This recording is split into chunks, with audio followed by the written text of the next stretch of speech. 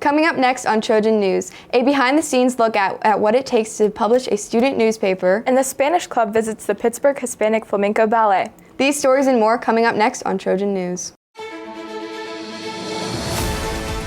And now, from Studio 100 at Greenville High School, this is Trojan News.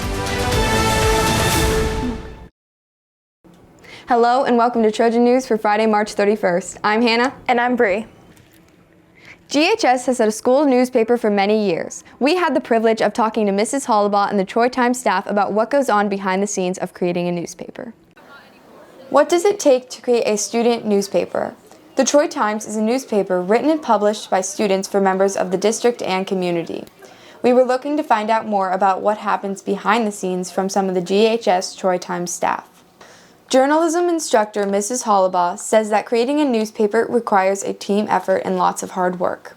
The students pick their topics. They usually meet with the editors. We have a lifestyle editor, a news editor, and a sports editor. And they sit down and they discuss topics and they get due dates and they write their rough draft. They send their rough draft to their editor based on which category they're in. The editor edits, gives it back to them, they make changes, and then after they make those changes, they go to Max, who is our editor-in-chief, and he makes the final decision of whether it gets published or if it needs some more work. Max Hildebrand, the editor-in-chief, talks to us about his time working for the newspaper. My junior year, and it's been a great opportunity for me to figure out how to edit people's papers and give constructive feedback, which is really good considering that I want to be a teacher. So that's what it takes to create a student newspaper. Let's send it back to the studio. The Spanish Club visited the Pittsburgh Hispanic Flamenco Ballet on March 22nd. The group saw 2 shows, including the art and dance experience that incorporated 2 separate interactive sections for students to become part of the performance and show off their artistic skills, led by a professional staff. LJ McGonigal represented GHS on stage by showing off his dance moves. This show features dance to different Latin and Spanish music genres such as flamenco, salsa, merengue, and rumba, allowing students to experience the culture firsthand. Attention juniors and seniors, your last chance to take the SAT test at GHS this year will be Saturday, May 6th. The registration deadline is Friday, April 7th. Please see Mr. Soldrich if you have any questions. The Teens to Careers After School program is starting new unit.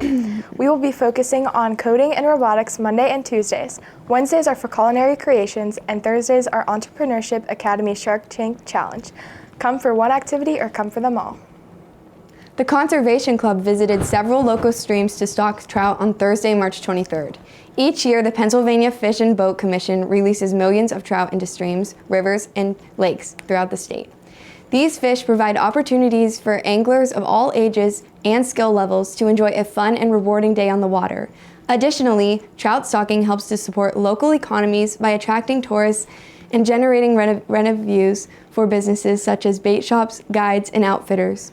Overall, the importance of stocking trout in Pennsylvania cannot be overstated, as it helps to promote a healthy and sustainable fishing environment for generations to come.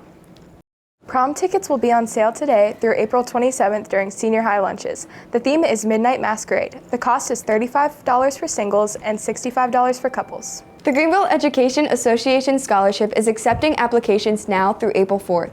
This scholarship is made possible by teachers who volunteer their time to take tickets at sporting events. The money that would be paid to workers is donated to this scholarship fund and distributed to deserving seniors each year. Stop in the guidance office for more information or submit your application.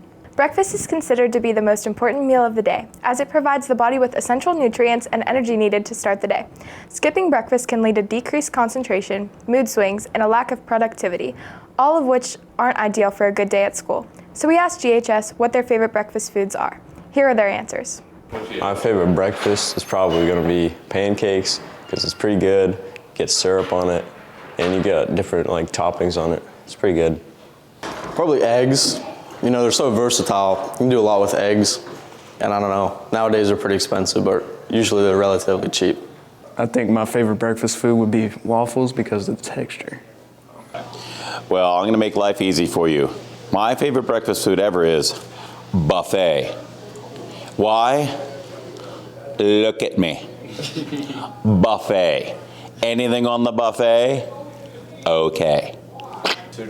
Favorite breakfast food has to be bacon and oatmeal. It's what I have. I love it. It's amazing.